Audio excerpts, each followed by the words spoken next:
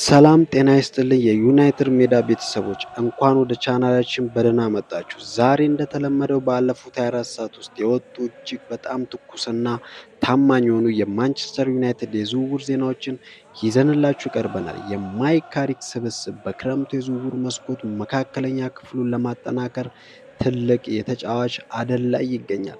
ዛሬ በዝግጅታችን ስለ ኤንደርሰን ዝውውር ፍጻሜ የተሰማውን አዲስ መረጃ፣ የዩናይትድ ባለስልጣናት ወደ ማድሪድ ያደረጉትን አስገራሚ ጉዞና ስለ አንድሬ ሳንቶስ የተሰማውን ሰበር መረጃም ይዘንላችሁ ቀርበናል።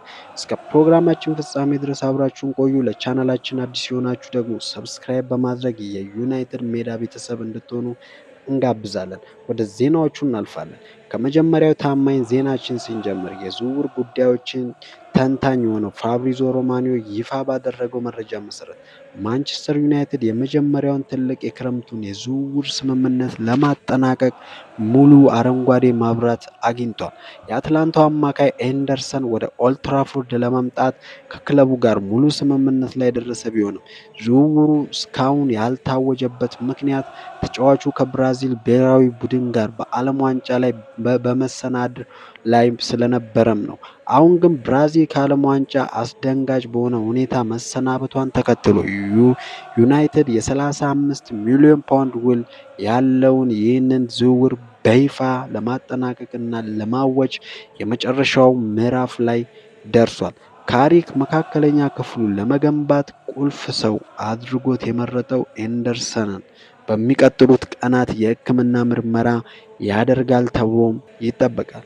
ወደ ሌላኛው አስደሳች መረጃ ስናልፍ ማንቸስተር ዩናይትድ በመካከለኛ ክፍሉ ላይ ሌላ አስደናቂ ዝውውር ለመፈጸም ትልቅ ጥረት እያደረገም ይገኛል። በተለያዩ የብሪታንያ ስፖርት ጋዜጠኞች የወጡ መረጃዎች እንደሚያመለክቱት የዩናይትድ ከፍተኛ ባለስልጣናት የሪያል ማድሪዱን ፈረንሳዊ አማካይ ኦርሊያን ቹዋሜኒን ለማስፈረም ድርድር ለመጀመር ወደ ማድሪድ በረራም አድርገዋል።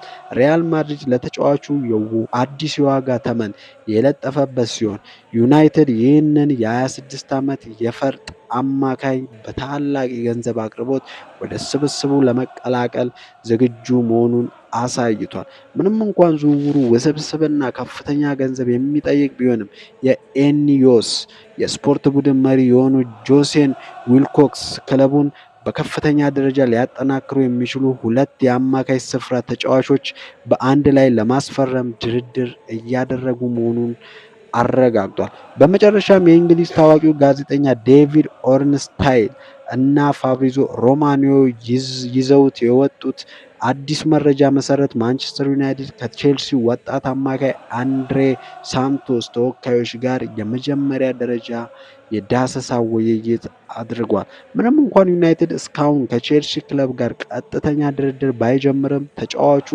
በቼልሲ ከሚያገኘው የመጫወቻ ጊዜ በላይ በኦልድ ትራፎርድ የተሻለ እድል ያገኛል በሚል ወደ ማንቸስተር ዩናይትድ ለመዘዋወር ትልቅ ፍላጎት እንዳለው ለወኪሎቹ አሳውቋል። ይህ ዝውውር ገና በወደፊቱ የመጀመሪያ ደረጃ ላይ የሚገኝ ቢሆንም የዩናይትድ የረጅም ጊዜ እቅድ አካል ሊሆን እንደሚችልም ተጠቁሟል።